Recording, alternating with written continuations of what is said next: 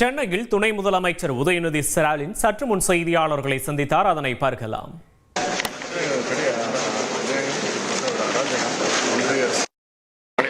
நிகழ்த்துகின்ற ஒரு பெரிய கொடுமை இது.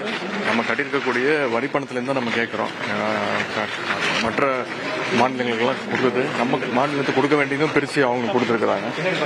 எப்போதுமே தமிழ்நாட்டில் மும்மொழி கொள்கையை ஏற்க முடியாது, இருமொழி கொள்கை தான்.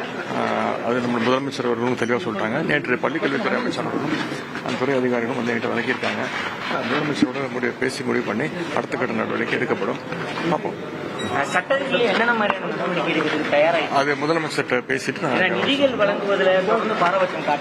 இப்ப ஒன்றிய அரசு பட்ஜெட்லயே நமக்கு எதுவுமே ஒதுக்கல, பேரை கூட தவிர்த்துட்டாங்க. செங்கல் புயலுக்கு கிட்டத்தட்ட ஒரு 6500 கோடி கேட்டோம். ஆனால் ஒன்றிய அரசு வெறும் 600 கோடி தான் கொடுத்தது. அது கூட SDRF தான் கொடுத்தாங்க தவிர அந்த புயல் பாதிப்புக்காக அவங்க கொடுக்கவே இல்லை. தொடர்ந்து தமிழ்நாடு அவங்க பிறந்தாடிக்கிட்டே இருக்காங்க. மாற்றத்தை மனப்போடு பார்த்துட்டு இருக்காங்க. இதுக்கெல்லாம் கண்டிப்பாக தமிழ்நாட்டு மக்கள் தொடர்ந்து கவனிச்சுட்டு இருக்காங்க, பார்த்துட்டு இருக்காங்க.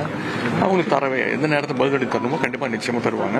ஆனால் எந்த காலத்திலையும் கல்வி உரிமையை நம்முடைய திராவிட மாடல் அரசு, நம்முடைய மாநில முதலமைச்சர்கள் விட்டுக் கொடுக்க மாட்டாங்க.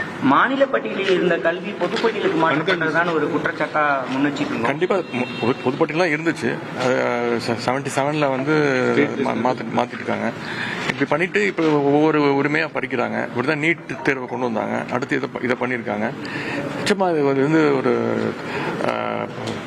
மாநில அரசு மீது ஒன்றிய அரசு இந்தி திணிப்பை இன்னொரு வழியை திணிக்க பார்க்குறாங்க. நிச்சயமா இதை முதலமைச்சர் ஒத்துக்க மாட்டாங்க. தமிழ்நாட்டு மக்களும் சரியான நேரத்தில் தகுந்த பதிலளிக்கும்.